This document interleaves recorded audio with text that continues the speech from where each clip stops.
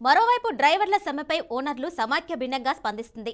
తమకు సంబంధం లేకుండానే డ్రైవర్లు ధర్నా చేస్తున్నారని మండిపడ్డారు. డ్రైవర్ల ఆందోళన దృష్టిలో పెట్టుకుని కొత్త చట్టాన్ని రద్దు చేయాలని కోరుతున్నారు. లేదంటే శిక్షను అయినా తగ్గించాలి అంటున్నారు. దీనిపై మరింత సమాచారం మా ప్రతినిధి వాసు అందిస్తారు. కొనసాగుతుంది. దీనివల్ల దేశవ్యాప్తంగా పెట్రోల్ బంకుల్లో ప్రజలు పెట్రోల్ దొరకక చాలా ఇబ్బందులు పడుతున్నారు. దీని మీద స్పందించేందుకు తెలంగాణ స్టేట్ లారీ ఓనర్స్ అట్లాగే ట్రాన్స్పోర్ట్ ఆపరేటర్స్కి సంబంధించిన అధ్యక్షుడు బాబురావు మనతో ఉన్నారు. సార్, మీ ఆందోళన ఏంది, మీ డిమాండ్ ఏంది? అంటే మా ఆందోళన ఏంటంటే ఇప్పుడు డ్రైవర్స్ మొత్తం వాళ్ళు స్ట్రైక్లో దిగిపోయారు. ఇప్పుడు లారీలు కానీ ఇప్పుడు నిత్యావసర వస్తువులే కానీ ఇవన్నీ నడవాలంటే కూడా మా ఓనర్స్ నడపలేదు. ఇక ఇప్పుడు కంపల్సరీ ఇప్పుడు పబ్లిక్ నిత్యావసరాలు కూడా రావాలంటే పెట్రోల్ డీజిల్ ఇవన్నీ కూడా రావాలంటే కూడా డ్రైవర్స్ ఆపరేట్ చేస్తేనే. కాబట్టి వాళ్ళు స్ట్రైక్లో దిగారు. కాబట్టి ఇది వాళ్ళు దిగడానికి కూడా కారణం ఏంటంటే ఇంతకుముందు ఉన్న 2 years పనిష్మెంట్ 10 years తీసుకుపోయారు. ఆ యొక్క కంపెన్సేషన్ కూడా దాన్ని 10 lakhs దాకా తీసుకుపోయారు. ఇవి వాళ్ళు భరించలేని విధంగా ఉంది. అంటే వీటిని అంటే వాళ్ళు అనుకుంటున్న రోజు గవర్నమెంట్ కూడా సెంట్రల్ గవర్నమెంట్ కానీ ఇవన్నీ ఏదైతే యాక్సిడెంట్లను తగ్గించాలి. అందరూ అదే డ్రైవర్స్ ఏమైనా కావాలని యాక్సిడెంట్ చేయరు కదా. ఈ డ్రైవర్స్ కూడా తగ్గించాలనే ఉద్దేశమే. కానీ ప్రాపర్ యాక్సిడెంట్ అయినాక కూడా ఇవాళ ఏమవుతుందంటే యాక్సిడెంట్ కాగానే ప్రజలు అటాక్ చేస్తారు. ప్రజలు అరే యాక్సిడెంట్ జరిగింది ఏదో ఇన్సిడెంట్ వల్ల దానివల్ల డ్రైవర్ని కొట్టడం అది జరుగుతుంది.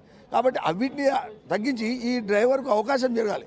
అతను ఏదో విధంగా అనుకోకుండా జరిగిన ఈ యాక్సిడెంట్ వల్ల ఆ పనిష్మెంట్ అనేది చాలా తీవ్రంగా ఉన్నది. ఆ ఒక పనిష్మెంట్ను తగ్గించాలి. కానీ వాళ్ళకు న్యాయంగా అంటే వాళ్ళు చేసే యాక్సిడెంట్లను తగ్గించాలంటే రోడ్ సిస్టమ్ బాగుండాలి. ఇవన్నీ కూడా బాగుండాలి. కానీ ఆ సిస్టమ్ లేదు. కాబట్టి అదేదో ప్రాబ్లం అంతా కూడా మళ్ళీ డ్రైవర్ల మీద పడుతుంది. కాబట్టి ఇవన్నీ కూడా కరెక్ట్ ఇన్వెస్టిగేషన్ చేసి ఇవన్నీ మాడిఫై చేస్తే బాగుంటుంది అనేది మా ఉద్దేశం. సార్, ఇమ్రాన్ గారు చెప్పండి. అంటే మీరు ఇక్కడ స్టేట్ గవర్నమెంట్కి రిప్రజెంటేషన్ ఇచ్చారు. ఇక్కడ గవర్నమెంట్ ఏ రకంగా మీకు స్పందించింది, అట్లాగా మీ ప్రధానంగా మీరు ఏ డిమాండ్లు పెడుతున్నారు? తెలంగాణ స్టేట్ గవర్నమెంట్ చాలా పాజిటివ్గా ఇది మా రిప్రజెంటేషన్కి రిసీవ్ చేసినామండి. మా రిప్రజెంటేషన్ ఏముంది తెలంగాణ గవర్నమెంట్తో అంటే సెంట్రల్ గవర్నమెంట్కి మీరు ప్రపోజల్ పెట్టండి, రికమెండ్ చేయండి. ఇది రోల్ బ్యాక్ చేయని.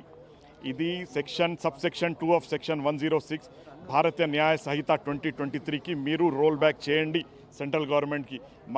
మా రిక్వెస్ట్ స్టేట్ గవర్నమెంట్తో అదే. ఎందుకంటే ఇది ఇది యాక్ట్ ఉంది. అది స్టేట్ గవర్నమెంట్ చేతిలో ఏం లేదు.